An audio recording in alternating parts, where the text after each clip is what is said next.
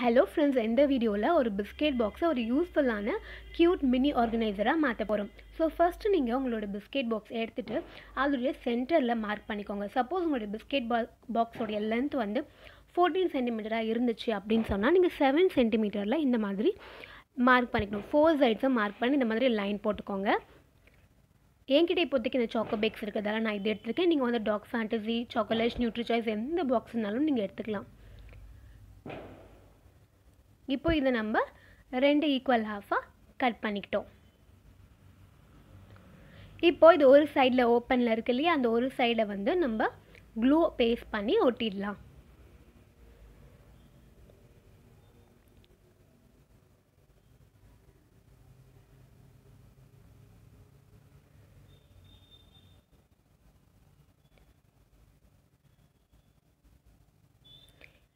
இப்போது நம்மளுக்கு ரெண்டுமே ஈக்குவல் பாக்ஸஸ் தான்.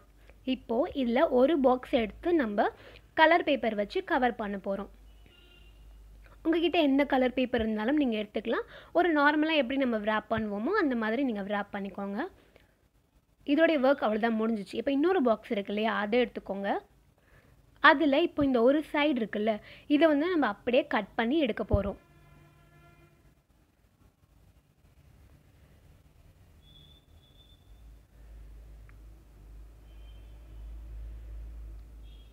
இந்த மாதிரி ஒரு சைட் கட் பண்ணி எடுத்ததுக்கப்புறம் அந்த கட் பண்ண பீஸில் 1 சென்டிமீட்டர் மார்க் பண்ணிக்கோங்க.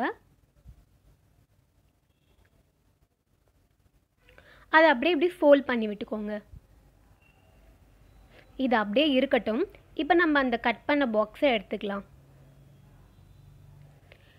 இதில் நம்ம அகைன் 1 சென்டிமீட்டர் மார்க் பண்ண போகிறோம்.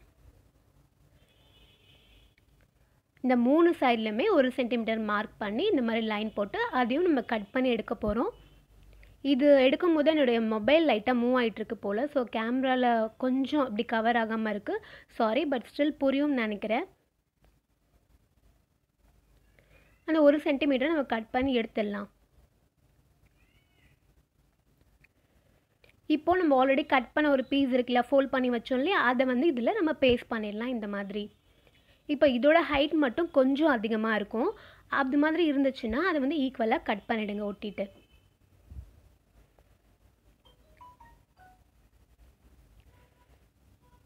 இப்போ ஒட்டினதுக்கு அப்புறமா வந்து 2 சைடு மட்டும் இந்த மாதிரி இருக்கு இல்லையா, ஒட்டாமல் ஓப்பனாக இருக்கு இல்லையா, அதை வந்து நம்மளால் க்ளூ வச்சு ஒட்ட முடியாது. ஸோ நம்ம வந்து செலோஃபேன் டேப் வச்சு ஒட்டிடலாம்.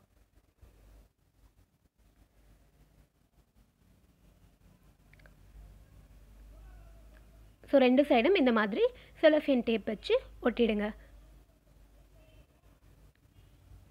என்னோடய வாய்ஸ் சப்போஸ் உங்களுக்கு கேட்கல, அப்படி ரொம்ப லோவாக இருக்குன்னா கமெண்ட்டில் சொல்லுங்கள், ஓகேவா?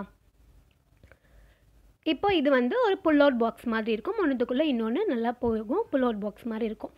இப்போ இதையும் நம்ம வந்து கவர் பண்ணிக்கலாம். ஒரு பிளெயின் பேப்பரில் நான் கவர் பண்ணிட்டேன்.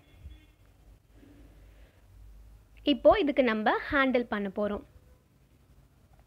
அதுக்கு நம்ம கட் பண்ணி போட்ட பீஸ்லேயே எடுத்துக்கலாம். அதையும் நம்ம வந்து கலர் பேப்பர் வச்சு கவர் பண்ணிடலாம்.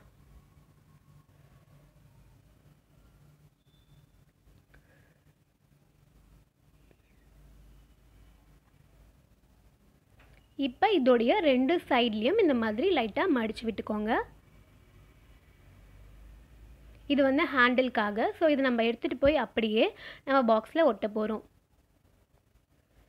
இது எப்படின்னா ஒரு சின்ன ஒரு மினி லாக்கர் இல்லை மினி ட்ரா சொல்வோம் இல்லையா, நம்ம இழுக்கிற மாதிரி இருக்கும். ஸோ இந்த ஹேண்டில் வந்து கண்டிப்பாக நமக்கு ஸ்ட்ராங்காக இருக்கணும். அதுக்கு வெறும் க்ளூ மட்டும் போட்டால் ஸ்ட்ராங்காக இருக்காது. அதில் நம்ம வந்து ஸ்டாப்லரும் பண்ண போகிறோம். ஸோ 2 சைடும் வந்து ஸ்டாப்லரும் அடிச்சுக்கோங்க.